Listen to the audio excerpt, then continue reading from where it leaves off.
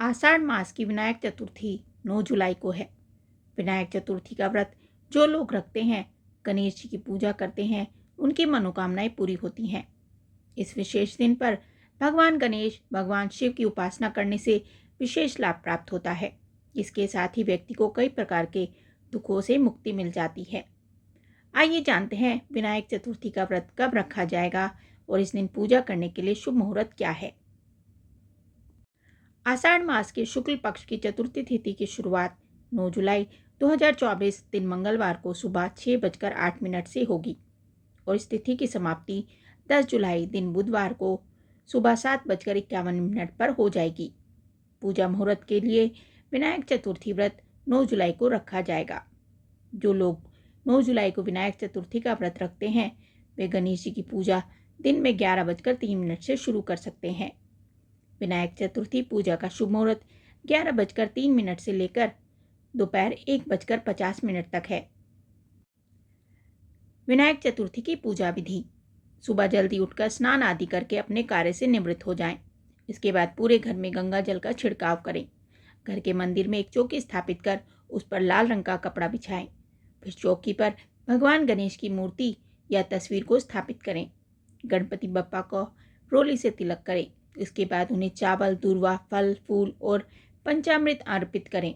भगवान गणेश को लड्डू या मोदक का भोग लगाएं। इस दौरान ओम गण गणपते नमः का जाप करें। अंत में बप्पा जी की आरती करें और घर वालों के बीच में प्रसाद का वितरण करें। कथा के अनुसार एक बार भगवान शिव तथा माता पार्वती नर्मदा नदी के किनारे बैठे थे। वहां माता पार्वती ने भगवान शिव से समय व्यतीत करने के लिए चौपड़ खेलने को कहा। शिव जी चौपड़ खेलने के लिए तैयार हो गए। अब यह प्रश्न उठा कि हार जीत का फैसला कौन करेगा।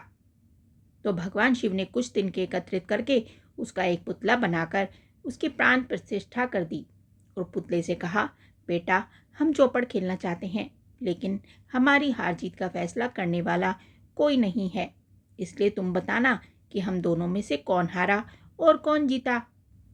उसके बाद भगवान शिव और माता पार्वती का चौपड़ खेल शुरू हो गया। यह खेल 3 बार खेला गया और संयोग से तीनों बार माता पार्वती ही जीत गई। खेल समाप्त होने के बाद बालक से हार जीत का फैसला करने के लिए कहा गया, तो उस बालक ने महादेव को विजयी बता दिया। यह सुनकर माता पार्वती क्रोधित हो गई और क्रोध में उन्होंने बालक को लंगड़ा होने, कीचड़ में पड़े रहने का श्राप दे दिया। बालक ने माता पार्वती से माफी मांगी और कहा कि यह मुझसे किसी कारणवश नहीं हुआ है और ना ही मैंने किसी गलत भावना से ऐसा किया है। बालक द्वारा क्षमा मांगने पर माता ने कहा, यहाँ गणेश पूजन के लिए नाग कन्याएं आएंगी। उनके कहे अनुसार तुम गणेश व्रत करो, ऐसा करने से तुम मुझे प्राप्त करोगे। यह कहकर माता पार्वती शिव के साथ कैलाश पर्वत पर चली गई। 1 वर्ष के बाद उस स्थान पर नाग कन्याएं आई। तब नाग कन्याओं से श्री गणेश के व्रत की विधि मालूम करने पर उस बालक ने 21 दिन लगातार गणेश जी का व्रत किया। उसकी श्रद्धा से गणेश जी प्रसन्न हुए।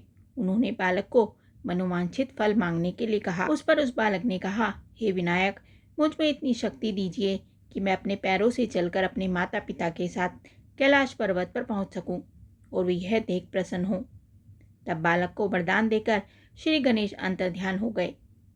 इसके बाद वह बालक कैलाश पर्वत पर पहुंच गया और कैलाश पर्वत पर पहुंचने की अपनी कथा उसने भगवान शिव को सुनाई। अब चौपड़ खेलने वाले दिन से ही माता पार्वती शिव जी से रुष्ट थी और देवी के रुष्ट होने पर भगवान शिव ने भी बालक के बताए अनुसार 21 दिनों तक श्री गणेश का व्रत किया। इस व्रत के प्रभाव से माता पार्वती के मन से भगवान शिव के लिए जो नाराजगी थी वह दूर हो गई। तब इस व्रत की विधि भगवान शंकर ने माता पार्वती को बताई। यह सुनकर माता पार्वती के मन में भी अपने पुत्र कार्तिकेय से मिलने की इच्छा जागृत हो गई। तब माता पार्वती ने भी 21 दिन तक श्री गणेश का व्रत किया तथा दूर्वा, फूल और लड्डुओं से गणेश जी का पूजा अर्चन किया। व्रत के 21वें दिन कार्तिकेय स्वयं माता पार्वती से मिलने आ गए। उस दिन से श्री गणेश चतुर्थी का यह व्रत समस्त मनोकामनाओं की पूर्ति करने वाला व्रत माना जाता है। इस व्रत को करने से मनुष्य के सारे कष्ट दूर हो जाते हैं। ये जानकारी आपको कैसी लगी हमें कमेंट करके जरूर बताएं। साथ ही वीडियो को लाइक करें, चैनल को सब्सक्राइब करें। धन्यवाद।